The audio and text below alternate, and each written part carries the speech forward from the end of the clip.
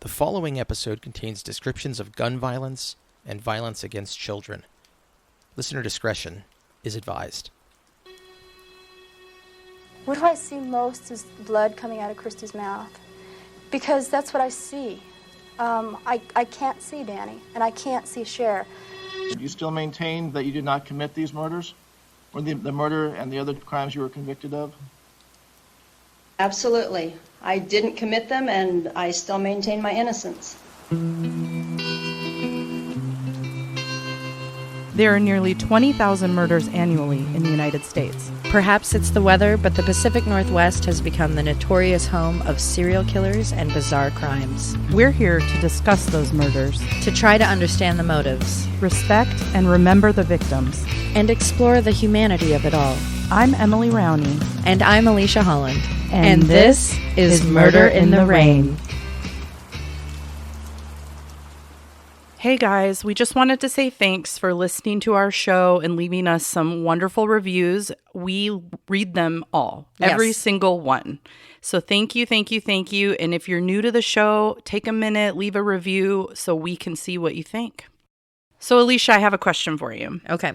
If you are sick and you need someone to take care of you, or you have a major problem and you need some advice, or maybe you just need comfort, who do you typically turn to? I'm going to call my mom. I think that's a pretty normal answer. My mom is pretty awesome, and Your mom is awesome. she is cool. I actually had friends I didn't invite over because they spent more time with my mom and it annoyed I me. can see that happening. But I mean, she's cool. She's a horseback rider. She's kind of a hippie. She's just a great listener, and she's lived like this incredible life. What about your mom? My mom is my best friend, and we have an unhealthily close relationship and Oh, that's kind of true. talk every day. But yeah, just even when I'm my actual worst version of myself, she's always putting up with it. And I think that kind of extends to your friends too. Your mom's always there for all of us if we need I thought to you were going to say stand my in. friends putting up with me being awful, Well, which is yeah, also that true. too. I wasn't going to say that, but But yeah, same where it's like my friend, literally a couple weeks ago, my mom's like, oh, I'm going out with so-and-so, like went and took a friend to dinner. It's yeah, like, I okay. think that's cool. It's like everyone has a unique relationship with your mom, and that's pretty different. It's not something a lot of people have. And Right. I'm very lucky. this case we're going to talk about today is about a mother, and it just got me thinking about all the people out there who don't have a mom or lost their mom, and just I feel bad for not having that relationship in your life. Mm-hmm. And props to all the moms out there that kind of stand in for those people. Yeah, the non-moms. I'm big on celebrating the non-moms. Exactly. The You're just aunties, providing the that. friends, the teachers, anybody, coworkers, anything that kind of provides that maternal support. Yeah. All right. So let's get into some darker stuff. Great. I also love my mother. Oh, I forgot about you. She's a sweet lady. Both of them. Never mind. We'll talk about it later.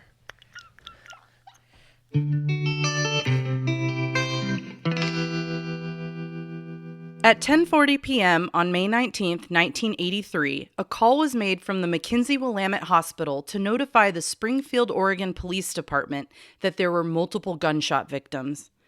Minutes later, officers arrived on the scene. The hospital was pretty quiet that mild spring night, but suddenly staff was alerted to something amiss because there was a honking horn and a woman yelling for help outside. Staff described a mother pulling up to the hospital shouting that someone had shot her kids who lay bleeding in the car, and she herself had also been shot. The side panels of the car were covered in blood. There was a young girl in the front passenger seat, another young girl and a small boy, who they could hear gasping for air, in the back. All three were soaked in blood. The girl in the back seat, Cheryl, was dead. Inside the car, hospital staff found 3 children, 2 girls and a boy, all wounded by gunshots. They quickly moved to bring the children inside and begin life-saving measures.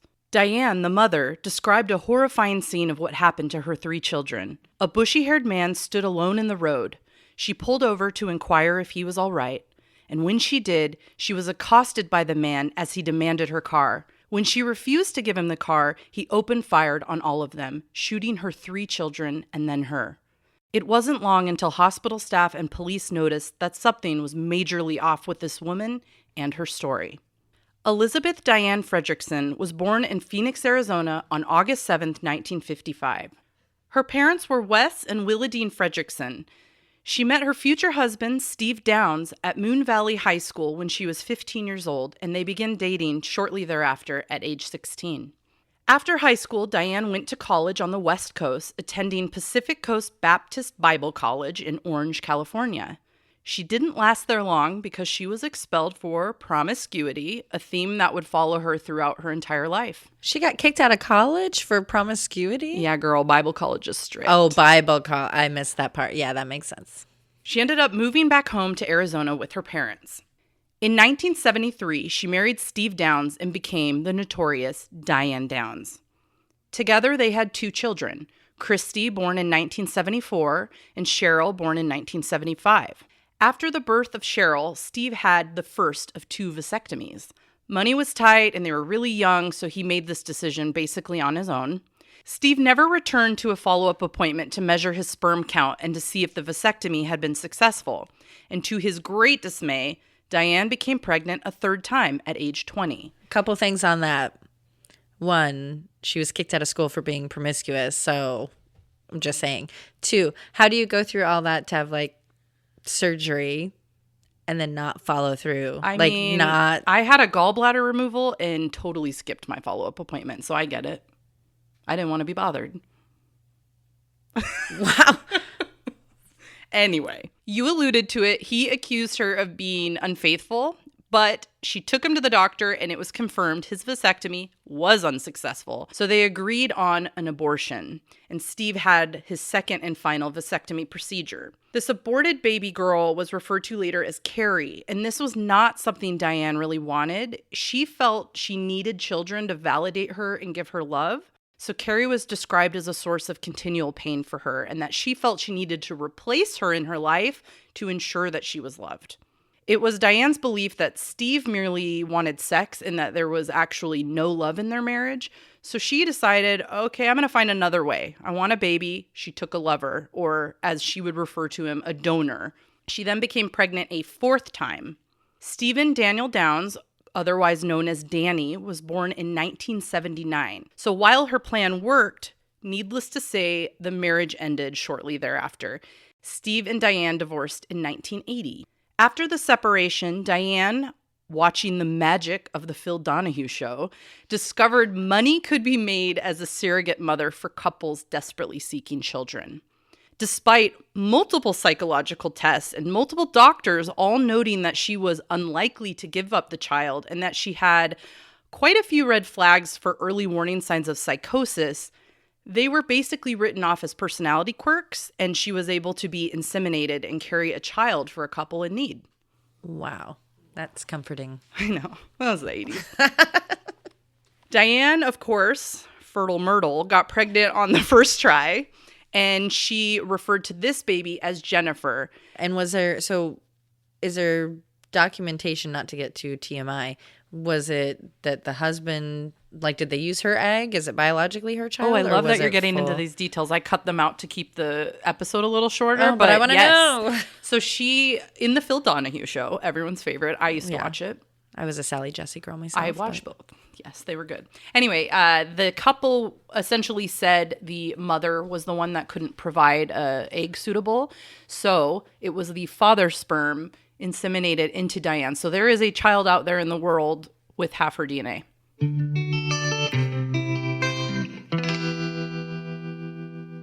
After this 5th pregnancy, Diane returned back to work, slim, happy, and richer by $10,000. And she just gets right back into the swing of things, taking lover after lover after lover. Diane was known as a bubbly and vivacious woman at work, and men easily flocked to her, despite her face. People always talk about her like she's this beautiful creature. There was an author that referenced her as either she was beautiful or she wasn't. Like, she's just very unique looking. Yes, I think she's frightening myself. Maybe it's because I know what she did. There's a little bit of a troll situation going on. So despite her face, men liked her. Also, she's garbage, so we can really just call her I'll say what I whatever want when I want. We want. Okay, so Yes, she was described as bubbly, fun. People liked being around her. But one of her former lovers who moved in with her after her divorce described her as an entirely different person outside of work. She would go from quoting Bible verses at him to being crazy in bed and like drawing blood from scratching him. He also described her as being very cruel to her children, calling them really terrible names and spanking really hard, just constantly punishing them. And when she turned that kind of behavior to his 2 kids, he was like, I'm out of here, and moved out. Didn't even get money back that she owed him. Good for him. So soon after this, she met a man named Robert Knickerbocker. This is a guy from Texas who she worked with in Arizona, and she quickly became very obsessed with him. He was married, but most of her boyfriends were. She'll often say things like, all my boyfriends are married. It's clearly not a hindrance to her in her relationship. She has separate needs than they have in their marriages. While he looked for something more described as a fling, she was planning their future together. So early in the relationship, she starts writing to him in her diaries, describing their love and how they're going to be together. He's made it very clear on multiple occasions he's not interested in joining her family. He likes kids, but he does not want to be her kid's father. But she's positive that he would leave his wife for her. She even had a tattoo put on her shoulder that had his name. It's a red rose with his name, and she asked him to get one. And while he did get a flower tattoo, he did not put her name. And in court, later on, I know, right? Later on in court, they ask him about it, and he shows the tattoo, and it has his wife's name. So just really classic. And he's described in a book about her as staring her down while he shows the tattoo. Like, he is over it. Well, she sounds a little clingy, so he was in the right to do that.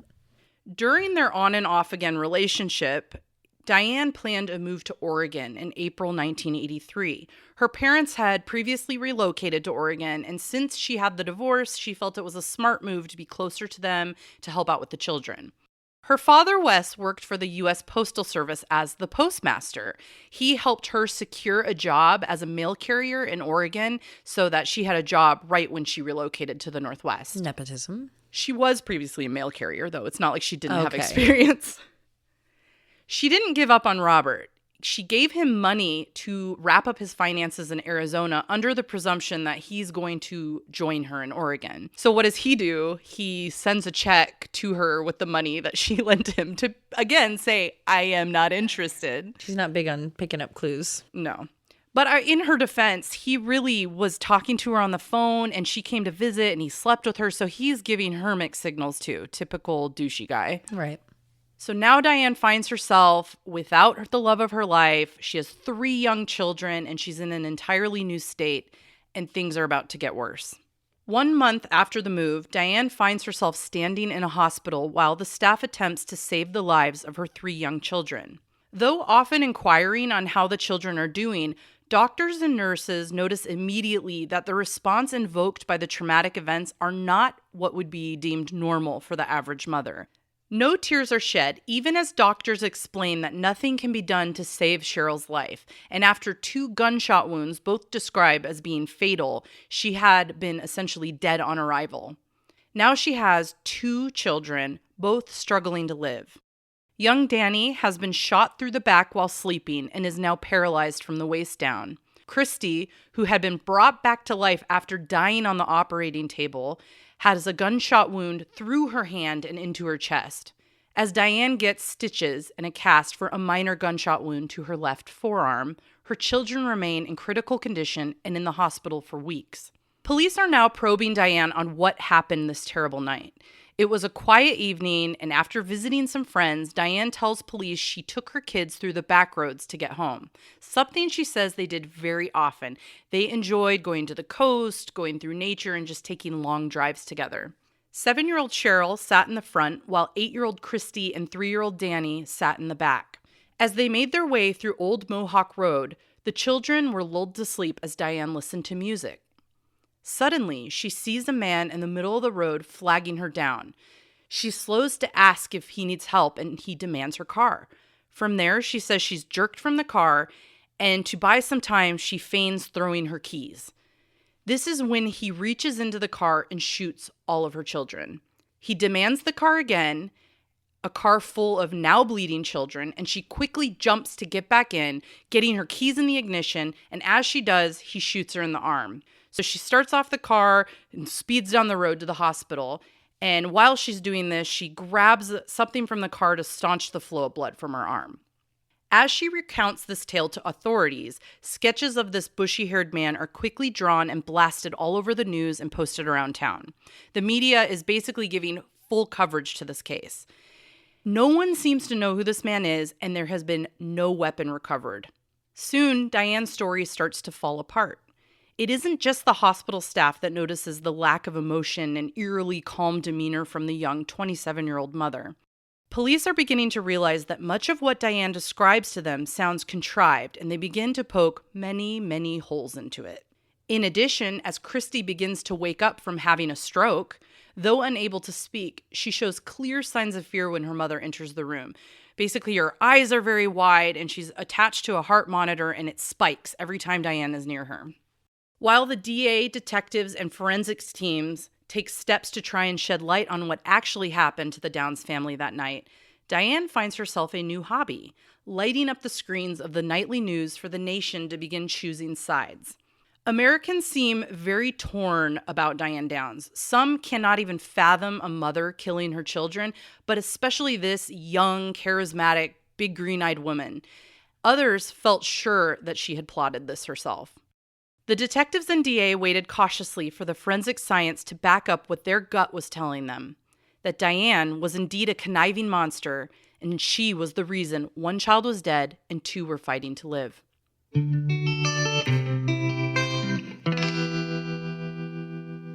Over the next 9 months, authorities carefully brought witness after witness and clue after clue to the Oregon grand jury.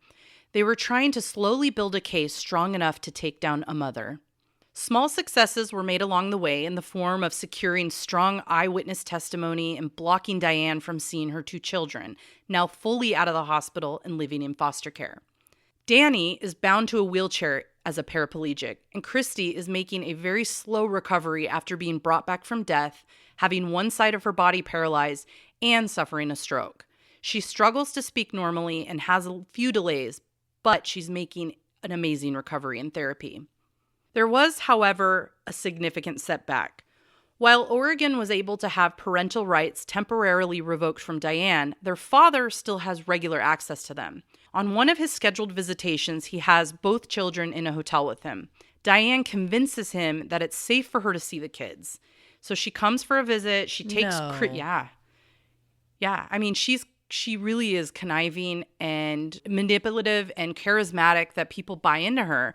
So, I don't think he believes she did it at this point. Well, yeah, I mean, it's a hard concept to believe no matter what. Like, even looking at it now of, like, knowing what the outcome is here. But I still, well, and he like, says the father... earlier, she's just a doting mother. She would never do this to her children. So he doesn't want to believe it, but he knows he's going to get in trouble if he lets her see it. He does that anyway. So she comes and she convinces him to let her take Christie on a drive alone. So Danny stays with Dad. She has Christie alone in a car. So they don't arrive as at the time they were expected. And What Steve, a shock. I know, right? So Steve begins to worry. Minutes are turning into hours, and as darkness falls around him and the time to return the kids passes, he thinks, I better call the sheriff. So as he picks up the phone to call, headlights hit the window, and he knows that Diane has returned. So he goes out, he gets the kids, he safely returns them to the foster family. But the foster parents notice very quickly that all is not well, and it was very clear that all the progress they had been making in therapy has been set back. Well, and the kids can speak, too. So if you say, what'd you do on your visit? They're very quiet and shut down and introspective, which was abnormal as to how they were interacting with the parents before. They had talked previously about, I don't want to get shot. Little Danny says, I don't want to get shot again, basically implying that if they make mom mad, they're going to get shot. Christie doesn't believe that she's going to do it again, but she's not sure. So anyway, they have this major setback, but they put them right back into therapy so that they can start all over. Christie's therapy is key, and everyone knows she is the best bet to get Diane behind bars. Her memory has not been affected at all. However, she struggles to verbalize who shot her to her therapist. Every time she goes to therapy, the doctor provides her with an envelope and strips of paper. On each piece of paper, there's one question written. So on one, it will say, who shot Cheryl? On another, who shot Christie? And on another, who shot Danny? She's clearly not ready to answer these directly, so instead, she writes them on the paper, puts them in the envelope, and at the end of the therapy, throws it in the fire. And the doctor says she can do this until she's ready to give it to him. So she finally gets to the point where she gives the doctor the envelope, and she says, just don't open this until I say so. But she's now finally ready. While the kids are recovering in therapy, the facts are adding up to the case, and they're not in Diane's favor. After months of diligent police and crime lab work and testimony to the grand jury, it's finally time to make an arrest. February 28th, 1984, Diane Downs is taken into custody for the murder and attempted murder of her own children. The police work on this case is outstanding. I feel like I listen to a lot of cases on podcasts where there's terrible police work or somebody loses something. Someone bumbled something. Or they're against the family or because of their race or what have you. But that is absolutely not the case here. Yes, they took a long time, but they were basically building this unwinnable case. Nobody had seen a case like this before. There is not a mom out there who's going to violently shoot her kids and just like fake. Yeah, this really was like the first mom killing her kids case, right? Yeah. That really Stuff caught came the out media's after. attention. But this one was huge. And so people didn't want to believe it. So they had to build a foolproof case. You can't really just drag someone to court, a mother, drag them to court unless you know you have all of your ducks in a row. Many of the leads on this case ended up having kind of a murky outcome. For instance, police were onto a piece of key evidence. So they had confirmed that Diane owned the exact type of weapon that had been used in this crime. And this is from two witnesses, her husband, Steve, and her former lover, Robert, who had seen the gun in her car before, like a few days before this happened. She had been in Arizona. He saw it. She goes back to Oregon. So where's the gun, right? They know that she owns it. But after a story Steve told them, they thought, okay, we can actually solidify this because he says in a domestic dispute, she shot the gun in their old house in Arizona. So police go down to Arizona to find the bullet casing because what they think they can do is match the casing to the casings in the shooting. So they get there, they find it, they're so excited, and it looks to the naked eye like it matches, but they do forensics and they realize it's just not going to hold up because the acidity in the soil there is so strong that it's been corroded. Yeah, I was going to say, I'm shocked they could even find something years later. Yeah, and they even found bullet casings in another gun, a shotgun that she had that had been in a .22 handgun, forced out of it and then put in the shotgun. So they were able to see the striations, but they had no like solid proof that it had been discharged. So they couldn't use that. That wasn't going to be strong evidence. So they're forced to look at other ways. So they're really going to focus on their witness testimony and blood analysis. The trial of Diane Downs starts on May 10th, 1984, almost a full year to the date of the shooting. Walking into trial, she shocks the nation because she's debuting a very pregnant body.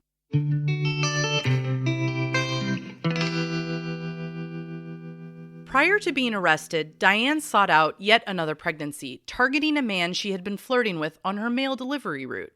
Talk about mail delivery. Oh. Ba-dum-bum. Many assumed this was to gather more sympathy from the jury because nobody's going to want to put a loving mother in prison. Just to make it clear, this is now her 6th pregnancy, and she had even been talking about doing another surrogacy. I do know a little about this case and that she actually had been flirting, and then once she decided, because she was the queen of getting pregnant and knew her cycle so well, that the night that she was like, I know I'm going to get pregnant, went over with some malt liquor, knocked on his door, and bada bing, bada boom. That's exactly how it happened. So she had picked him based on the way he looked and the fact that he was smart. She knows her cycle. She heads over with booze and weed and just gets what she wants, gets it done. Classy. The trial was 6 weeks long, so as you can imagine, there's many pieces of condemning evidence. Much of what comes from her diary appears to support that she had created it, knowing it would be used by police and hoping it would support her narrative. Prosecutors used the diary and her affair with Knickerbocker to announce their suggested motive, basically saying this was a woman denied love by the one man she actually wanted it from, and so she believes the sole reason that they could not be together is her children. So she thinks, get the kids out of the way, they're going to be, on the road to a happily ever after. So let's talk a little bit more about the other things that came up in trial. Prosecutor Fred Hughey and team brought the case of a lifetime to the table. They had a replicate of the car, the interior of the car. They had full-size dolls of each child, and each of them had their wounds in the correct anatomical position. That way, the court could see the exact point of origin of the path of each bullet. Their forensics team is actually showing a gun with kind of a stick pointed through it into the doll, so they could see the exact angle of where the gun is shot. being held. Right. Right. So the gist of it basically is the forensics in the case and the witnesses were all very high quality. Hughey unveils a strong eyewitness, a driver named Joe Inman, who happened to also be on Old Mohawk Road the night of May 19th. He describes pulling behind a small, new, red foreign car, driving in front of him so slow that his speedometer wasn't even recognizing it at times. And whose car is that? This is Diane's car. She has a red Nissan. I believe it's a Nissan. I think so. We can check. It's either a Toyota or a Nissan, but I'm pretty positive it's foreign. It's a foreign car. It's a brand new Nissan. So he's basically saying she's going so slow the entire road. So Hughey's argument is that she drove slow so the kids would die. That she's so going this is post-shooting. Yeah, she has shot Have them bleed and out. then just casually makes her way to the hospital to prove that she's a good mom, but does it so slowly because she wants them to pass away in the car. Gross. So now let's talk about a little bit of science. Diane had previously described the shooter as leaning into the car and rapidly firing on the children while they were asleep. There's one major flaw in this. Evidence in the form of blood spatter showed that Cheryl had been shot outside of the car. So this is not at all the story that Diane had painted previously and retold over and over and over again. What likely happened based on the forensic analysis, Cheryl's shot, she opens the door and tumbles out onto the road, and then she is shot another time by the driver either reaching over to the outside of the car or walking around the other side of the car. Either one. They think it's more likely leaning over. But the blood spatter shows she was clearly outside. And we'll have some pictures on the website of the forensics and how they measured that. During the night, while I processed the exterior of the vehicle and the interior of the vehicle, of course, I found a blood stain near the door, a passenger door, that was coming from outside to inside. We studied these droplets, photographed them, measured them. These fine dots that these strings are going to, these are blood stains. And this is part of a pattern that extends towards the door frame. If you triangulate this particular pattern back to a single source where these strings intersect, they come back to a height about 9 inches above the ground and about 13 inches away. The critical aspect of this was someone was shot outside this vehicle. The clip you just heard is an interview with Jim Pex, a crime guy formerly with Oregon State Police Crime Detective Lab. He greatly contributed to this case, giving key witness testimony regarding all the forensics during the trial. All right, let's talk about preparation. I mentioned earlier that the diary really helped support the narrative that she had planned this. She basically wrote that diary thinking the police was going to get it, they were going to use it against her, and that it would benefit her. But really what they were saying is, no, look at how she plotted this. There's also, this is premeditated. Yeah, it's premeditated, greatly premeditated. So there's also another piece of evidence that supports that it was premeditated. So Diane has been shot, and she describes having grabbed something in the car in a hurry to staunch the blood and drive away. Well, that happened to be a towel, and it was artfully folded. And what's interesting about that is you could fold this towel back up into a rectangle and then into a triangle and tuck the sides around your arm. And the wound is just neatly placed right there in the towel. So unless she happens to have rolled up towels in her car that she could quickly grab, that really supports the idea that she went with a towel. Brought it with. Intending to shoot herself, but she didn't want to bleed out too much. She didn't want to get blood all over her brand new car. She's gotta be with her boyfriend. Exactly. So she had this. So this is not good for her. And they actually, I mean, how dramatic in court, folding the towel right in front of the jury, and they're just gasping like, oh my God, this bitch totally did this. So even more dramatic than that, the evidence that was most dramatic in the entire trial was testimony from her daughter, Christie. Christie, after months of therapy where she kept the shooter's identity to herself, writing it on those notes, throwing it into the fire, finally verbalized to everyone who did this. Christie Downs was asked by prosecutor Fred Hugie, "Do you know who shot Cheryl?" Christie said quietly, "Yes." The prosecutor struggled to keep his own composure. "Who?" The young girl sobbed, "My mom." Another major hole in the story Diane tells is around the car itself. Christie clearly remembers that while this happened, the Duran Duran song "Hungry Like the Wolf" is playing at the time of the shooting. Diane says she had turned the car off to get the keys and fake throwing them so that the perpetrator would be worried that he's not going to be able to steal the car. Now, when they're doing their investigation on the car, they realize the tape deck only plays if keys are in the ignition. So yet she's saying they're not in the ignition and they're in her hand, but her daughter, who remembers this vividly, is like, no, that song was on. And she has a visceral reaction to that song. They play it in therapy, she reacts, just like she reacts when her mom walks in the room.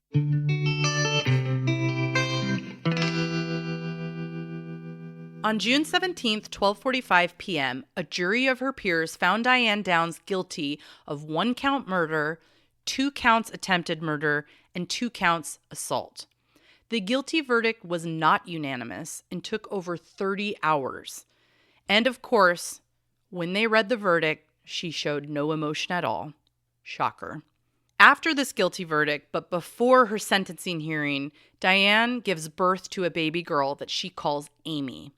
Within hours, baby Amy is adopted by the Babcock family from Bend, Oregon, and renamed Rebecca.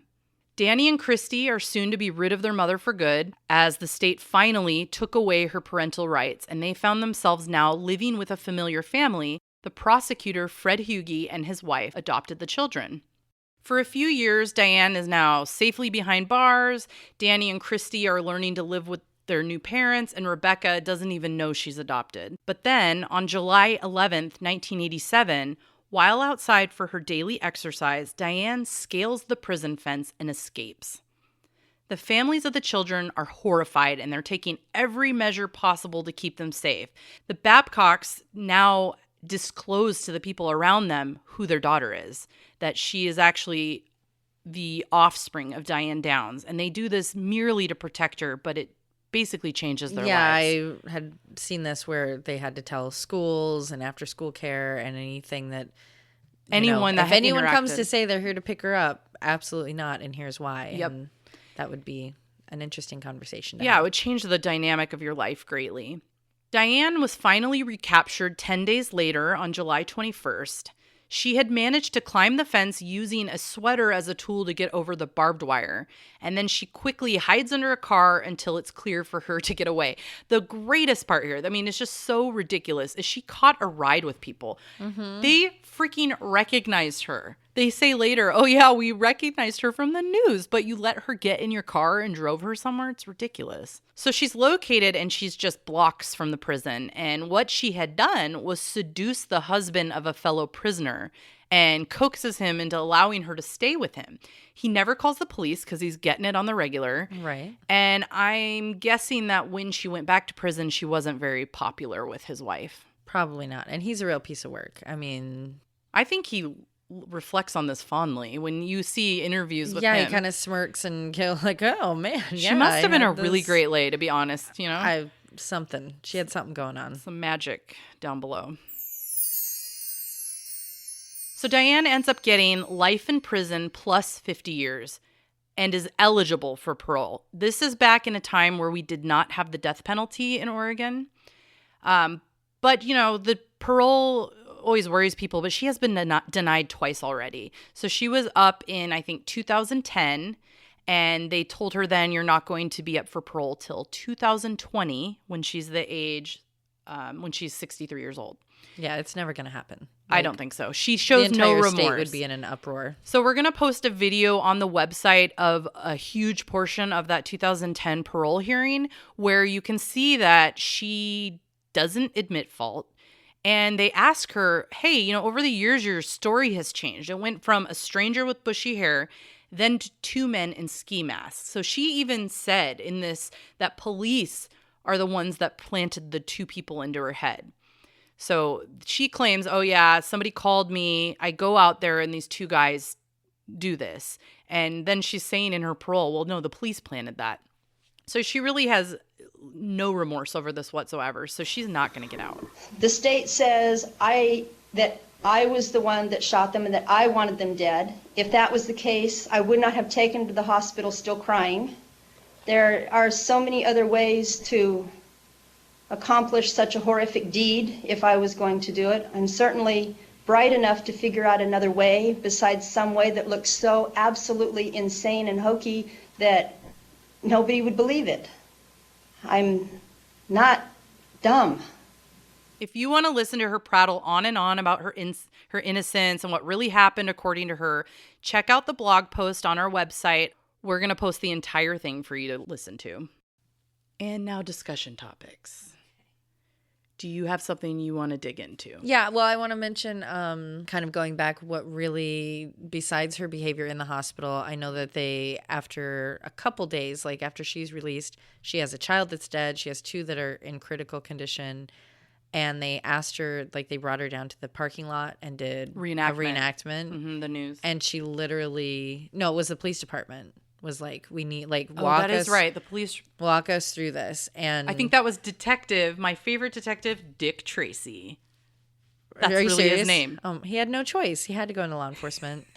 And she reenacts what happens and gets out, and then she like bumps her arm. She's like, "Oh, ow, that hurt! I just hit my arm." Her, shot arm that she had shot. She says herself. That's worse than. And and she cut herself off. Yeah. So she has really awkward displays of social engagement. Like that, for instance, she laughs when people are typically really sad. And she attributes that to, I have some things I'd like to get into too, but she attributes that to like former abuse and not understanding how to cry. But I mean, it's gross. Which I wouldn't be surprised if she has some sort of back just because, the promiscuity issues. Not to say like, yes, free love and all of that, and I'm totally down. That's fine. But when it's an issue that is like affecting your life and getting you kicked out of school, ending a marriage, and all of those things, like there's obviously some sort of background there. And if you're going to be so like, talk about an attachment disorder, this guy is saying, nope, not into it. We're done here. See you later. And she's like writing a fake diary and then killing her children for him. Like that is some serious narcissism and attachment situations. So speaking of, she is actually diagnosed with 3 comorbid personality disorders: narcissistic, histrionic, and antisocial. So basically we know sociopaths lack emotion and narcissists will do whatever they want if it benefits them. But those who are histrionic are basically described as scheming and conniving. Mm-hmm. They're really crafty and deceitful. And then being antisocial means she's going to be riskier. She's a risk taker. She's audacious, reckless, and she'll do anything. There's not really an idea of like consequence. Exactly. That combination. Doesn't matter. She'll get there when she gets there. Yep. And then to go back to the abuse, she does have this story, like many people that do these kinds of things, that her father sexually abused her around the age of 12. So she claims she never had anyone to tell. She couldn't tell her mother, but that it started with him touching her. There was even the story that he took her on a car ride and made her take off her shirt. And during this, he undoes her bra and they don't notice there's a cop behind him. So they get pulled over and she says this cop takes the dad out, gives him a talking to, and that after that, he never touched her again. So police in Oregon went to go find this cop and he had been dead for years. So it wasn't a legitimate person This was a real cop. So it could possibly support that. Right. And that's what's so unfortunate with someone in her situation. I mean, in her mental health situation before she had any of these, actions. Yeah. But it's like, if you're this type of person that's crying wolf for attention, and manipulating for attention, then anytime there is something legitimate, it's going to be dismissed and be like, oh, okay, whatever. It's another one of your stories. And then it just builds and builds to the point that you're committing a heinous crime. Well, and sexual abuse would really support the idea that she's promiscuous. Like, that's common. Yeah. People act out with that. She also says she's conditioned to not feel emotion. Her father, she claims, killed all their pets basically in front of her. If they had ringworm, killed them. If the dog got hurt, killed them. And that she never really understood letting out your emotions with tears like a normal mother would. And that kind of explains the being constantly pregnant, because that idea probably seemed really nice. And we kind of touch on this in a different episode, where it's before you have the kid, and then the kid is a burden because the men don't want to date you because you have a kid, or you have to actually care for it. But when you're pregnant, that's like the dream you place get attention. To be. Like, oh, don't lift a finger. Oh, of course you're tired. Yeah. Oh, we'll take care of you. What do you want to eat? And for someone, if it was whether or not you were molested or just didn't get the attention you were seeking, and then you found this way to do it, like, and I can get paid by strangers, and I can get a boyfriend or doesn't have to raise them. or lover ideal. to stick around. Yeah. And she's so fertile. Yeah. It's easy peasy money for her. Honestly. Oh, I guess one of the things I always come back to is the idea of nature versus nurture. I don't necessarily buy her stories about her dad only because she lies about everything. So take that out of the equation. Mm-hmm. Most sociopaths have a triggering moment that's going to make them commit these things. So either she had these traumas from her father and that caused it, or maybe that lack of love from Robert Knickerbocker set her off. Yeah, it is very counterintuitive, because I'm having all these kids because it's unconditional love and I love them and they love me, but this one man won't. She does. I don't think she loves them. Yeah, well, yeah. I mean, a source of love and attention on some level. And then this man doesn't. So if I get rid of them, yeah, it doesn't add up. It really doesn't. I mean, and you're saying about nature, like, it's against nature. Like, the mom of every species, like, well, gerbils eat their own some. Kids. She's basically a gerbil. That explains the face. A bushy-haired man stood alone in the road.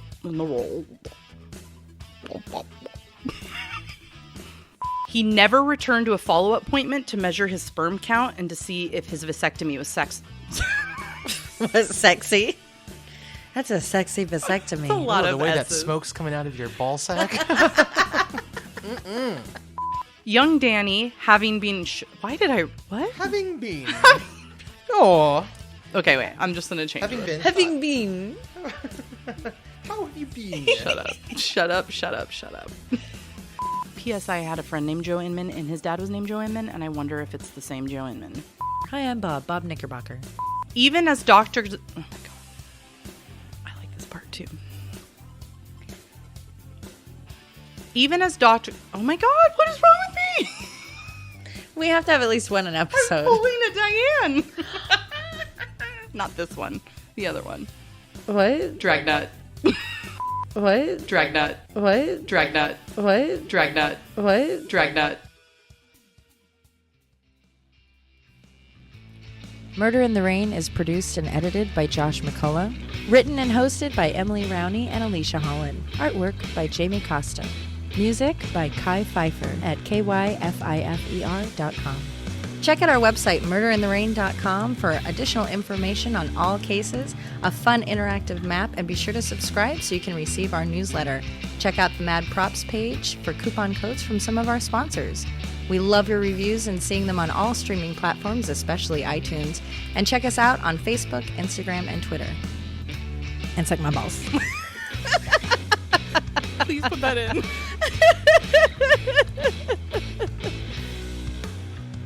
Check out what we're listening to this week. Hi, we're Eliza, Allison, and Carlin, and we're the hosts of Resolved Mysteries podcast. Our podcast follows the 80s and 90s television show Unsolved Mysteries, hosted by Robert Stack. We have a love for true crime and the unsolved. If you don't remember Unsolved Mysteries, we forgive you, but you don't have to know to get into our show. If you like true crime stuff, ghost stuff, alien stuff, or just stories about weird shit like Bigfoot, this is your podcast. The stories we cover range from totally ridiculous to truly heartbreaking. We do detailed research on all of the segments that Unsolved Mysteries aired, then drink some wine and give you the latest updates on every case. We talk about stories that will leave you laughing, crying, and occasionally outraged. Resolved Mysteries podcast is available on Apple Podcasts, Stitcher, or wherever you get your favorite pods. Join us and perhaps you may be able to help solve a mystery. And if you or someone you know is struggling with any kind of mental health crisis, you can call 1-800-273-8255 and be connected with someone immediately.